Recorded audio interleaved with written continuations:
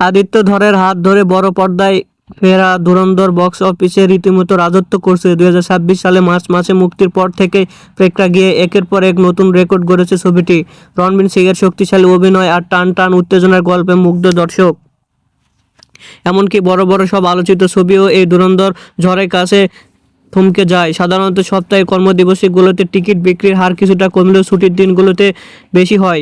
শনিবারে প্রাথমিক পরিসংখ্যান অনুযায়ী ছবিটির জয় জয়কার অব্যাহত রয়েছে।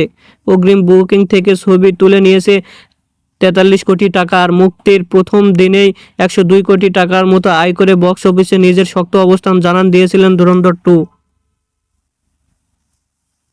বর্তমানে প্রেক্ষাগৃহে অক্ষয় কুমারের ভূত বাংলার সঙ্গে সরাসরি টক্কর দিতে হচ্ছে ধুরন্ধর 2কে। তবে লড়াইটা যে মোটেও সহজ তা না প্রমাণ করে দিয়েছে রণবীরের এই ছবি। বিশেষ করে ছবির গানগুলো তরুণ প্রজন্মের মধ্যে ব্যাপক সাড়া ফেলেছে।